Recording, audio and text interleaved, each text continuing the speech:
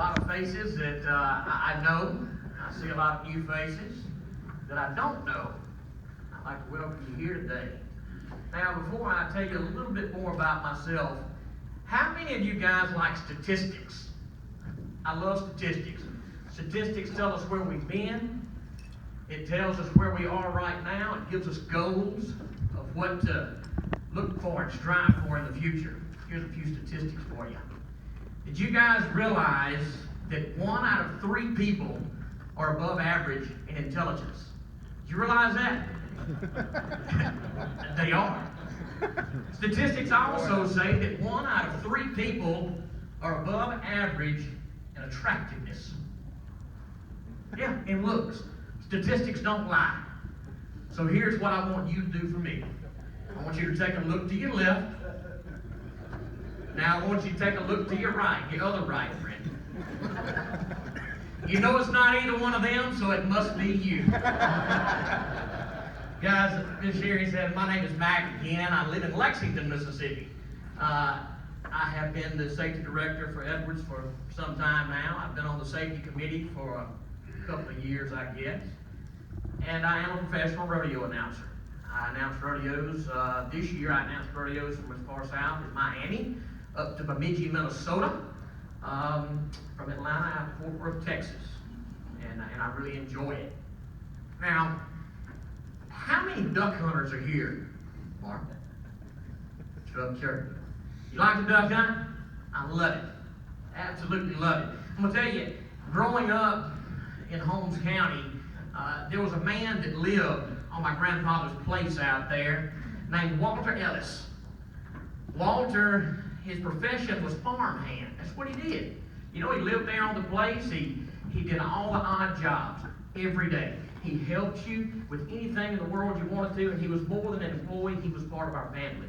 That's an absolute truth. I'll tell you one of the funniest stories of Walter left us, and he lived out there on the place probably through about the mid-90s. And one time my father had decided he was going to go duck hunting with a group of people. They were going over around Bell's Lawn duck hunting, and he stopped and he picked Walter up. He said, Walter, load up in the truck, we're going duck hunting. And what that meant for Walter was that he got to go over there and duck hunt, but it was sort of like winning a shopping spree at the local butcher shop or the meat market. You see, Walter's incentive was that for 1 out of every 3 ducks that he picked, he got to keep one of them. And back then, that's what we did. We picked the ducks whole. There was no such thing as breasting ducks. So they'd get there, and boy, the next morning, there was tons of people there in the hunting party, and he made the same deal with every man there. So Walter probably took home more ducks than anybody else, because the next morning, everyone there had limited out. And he had made the deal with all but one man. There was a fellow named Mr. Brooks there hunting with us. And Walter was over there picking the ducks, and feathers were flying everywhere, and Walter was just thinking about all the duck dressing and casserole and baked ducks and smoked, everything he could think of, you know. And he looks over and he sees Mr. Brooks over there. Brooks is over there and he's still cleaning his ducks whole, but he's taking the skin off the duck. Walter walks over and says, Mr. Brooks, why do you do your ducks like that? We pick ours. Brooks said, well, Walter, we're going to smoke these ducks. Walter sat there in a moment of awkward silence. Finally, he said, you do what you want to with yours, but we're going to eat ours. You know, the funniest things in life are true. They really, really are. You can't get past that. But something we can take from Walter and apply back to our companies and our projects is that Walter just had not been educated on the art of smoking meat. That's it. He was somewhat lost in translation. Now, Sherry said that I work for an electrical contractor, so electrical safety is always right here. Regardless of what craft your company has. Regardless of what you do day in and day out, each one of your employees here, they're exposed to electrical every day, if nothing else, through the use of extension cords. Y'all agree? Every day. So, if you went to your employees right now, and they knew that that was an electric cord, and you asked them if they knew how electricity worked, how many could tell you? I would venture to say not many. If you said, well, it's simple. It won't hurt you unless you complete the circuit. How many of them know what completing the circuit is? Now, what if you took the time to get to know each and every one of them on a personal level so that you could present it to them in a way that helps them understand? What if you asked them and said, hey, how many of you guys have ever wondered how that squirrel runs down the power line and doesn't get shocked? You ever wondered that? You? I do. Maybe they haven't wondered. Maybe a lot of them are like, yeah, that's weird. Well, what if you explained it to them like this? You said, well, we're going to have two squirrels. We're going to call one Harry Squirrel. We're going to call the other one Henrietta. Henrietta lives in the south. Harry lives in the north and works in the south. Henrietta works in the north. So every day they take the same power line, two parallel power lines. They're going back and forth every day, north and south. And Harry says, she's kind of pretty. And so he stops and they smile one day and then they start talking and they develop a relationship. A few days goes by and all of a sudden, boy, Harry builds up his confidence. And he leans over and he wants to get a little sugar. And boy, Henrietta's heart's going pitter-patter, pitter-patter. And they lean over and they touch lips. Barbecued squirrel. That's what you get. You see, they completed that circuit. And you explain it to whether it's a small group or a large group. You explain it to them like that, and it kind of clicks. Take that and apply it to something every day on that project.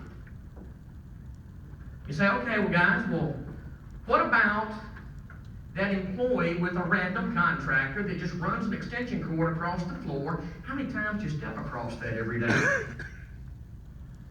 How many times do you think it's run over by a scissor lift, a boom lift, a forklift, pallet jack? Every day. At the end of that day, that employee that didn't take the time to suspend that cord or protect it, he's sure not going to take the time to unplug it. So he leaves. Cord's damaged. Nobody realizes it, though, because we're all busy. That night, it rains. The building's not dried in, so there's a puddle of water, and the cord's running through that puddle of water. That electricity's coming in, it's coming out, it's going all around the puddle of water, back in and back to the power source. So nothing's tripping. The circuit's not complete. The circuit's still intact. Right up until your employee walks in that job site with his toolbox or his lunchbox, and he's walking, he's just as happy as he can be, and he steps in the water. There's your barbecued squirrel. Same concept. You have a different employee that really takes the time to suspend that cord up. Boy, he suspends it up on that ceiling, and he don't want anybody to tear it down. So he takes some cable ties, and he ties it as tight as he can to a run of sprinkler pipe going down the hallway. Random hotel we're building, casino, condo, anything like that. He only runs it about 30 foot, and he drops it down, and he's over there working. He didn't take the time to inspect it. Small nick in that cord. It's touching that conductive material because he hadn't been educated. Mississippi Construction Education Foundation, right? It's not the Mississippi Construction Training Foundation. We have to take the time to educate. He hadn't been educated. He just doesn't want anybody ripping his cord down. So now, the whole run of sprinkler pipe is potentially energized. Potentially. So he's there working, everything's fine, and then on the other end of the hallway, the employee with the sprinkler company, he sets his ladder up. He only has to go up about 4 feet, so he doesn't have to tie off. He has a sprinkler head in his hand. He's using 3 points of contact. He goes up to screw the sprinkler pipe head in there, and what happens? Barbecue squirrel. Barbecue squirrel. You could go on and on and on with these. What about metal stud walls? How many guys here put up metal studs for a living? When they have that track on the bottom, it's pretty sharp, isn't it? How many times do your guys put up a metal stud wall? You see other contractors, they just leave cord running through them and they're laying right there. They've been damaged, we don't realize it. Have no idea. It's sitting there arcing. Then all of a sudden, the project manager's out there in the field, and he's got an assistant PM with him because we're wanting to spend time with the future of our industry to educate them. And they have their iPads, and they're walking around, they're looking at film models. He's showing him exactly how things are going to go in, and he's waiting for his protege's response to everything he just showed him. And so he just leans up next to that stud wall. Barbecue squirrel.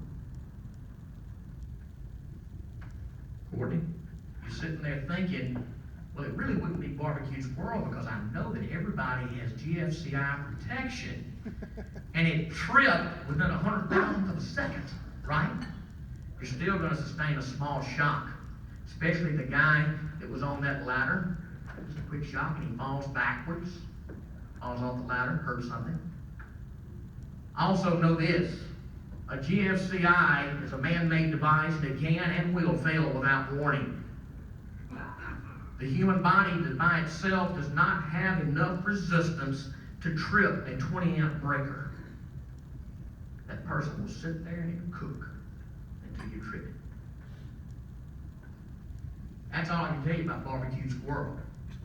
But I can tell you this. It goes back to training versus educating our employees. We can train a monkey, a dog, I train horses. We can train them to do anything. But if you don't stick with that training, they forget. If you're training your employees, we're approaching it wrong. We need to stop training and start educating. So, if you're training, you're sitting there training, and boy, they're bending. Look at the gaps there.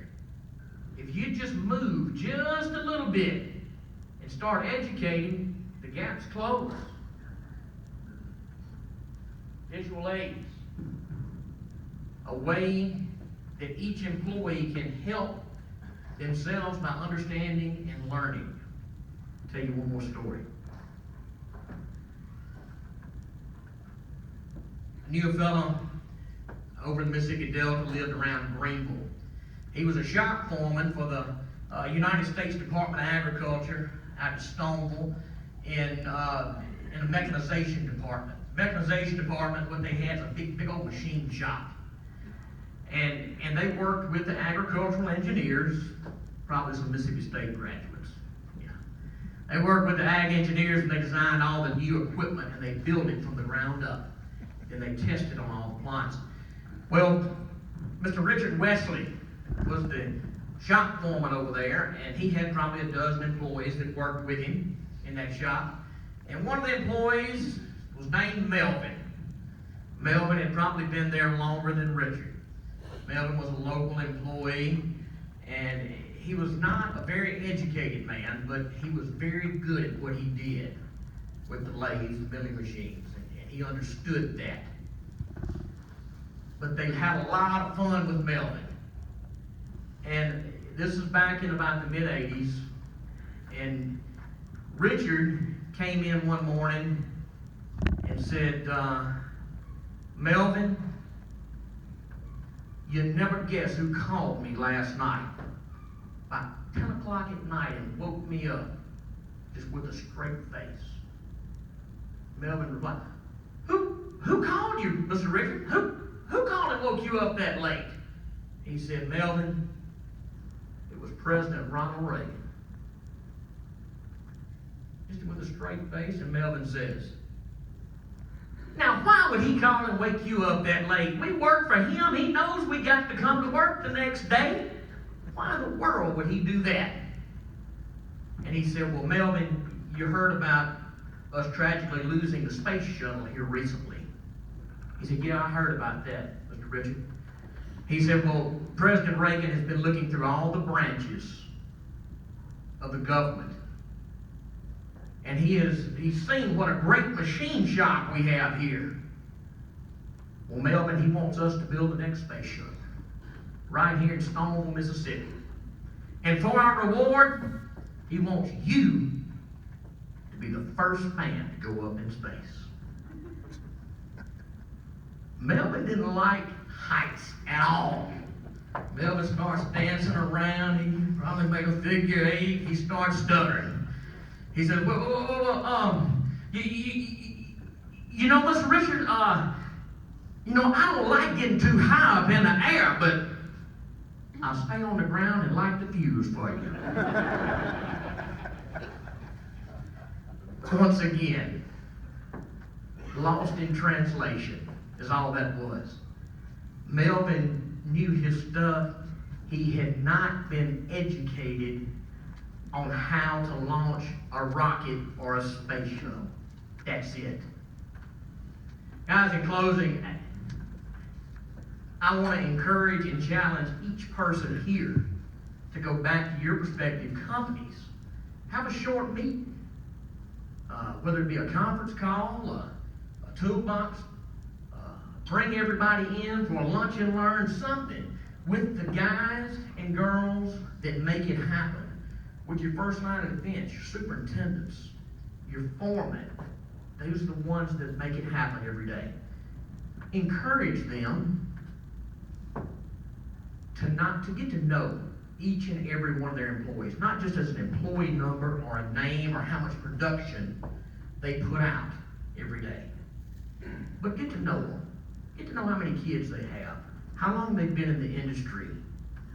Get to know a little bit about them, what they like to do when they're not at work. Get to know that employee's capabilities, his threshold. And until you can educate him, don't work him above that threshold. Find a way that if you think, Lord, it's just kind of sitting here and bouncing off his head, find a way to present it to that employee in a way that they understand. That's going to be essential. I heard you talk earlier about 0 incidents. And that's our goal. That's our statistical goal, is 0 incidents. And if we can ever stop training and physically take the time to get to know each employee on a personal level, and as challenging as it sounds, tailor that education to each employee's capability, that training is going to become education and the gap's going to be filled. That's the only thing we can do to be essential in reaching 0 incidents. That's it. Now, I appreciate you guys having me sharing. I'm no Marshall Ramsey. I'm definitely no Stephen Baquet or any of the great speakers we've had in the past. I have enjoyed it. I tried to, tell a couple of entertaining stories and tie it into something that we can relate to every day, because we're all here for the same reason: 0 incidents. Guys, I may work for Edwards Electric Service, but I've heard a number of presidents in the past say how they take their company hat off and they put their ABC hat on. Today, I'm the ABC. I'm here to help you and your company any way I can. You can look on our website, and it has all the safety committee members. You can call not just me, but anybody on that safety committee anytime. and we'll take our company hat on, we'll put our ABC hat on, and we'll try to help you not only reach your goal for zero incidents, but also try to help you do it in the most economical manner possible. Thank you.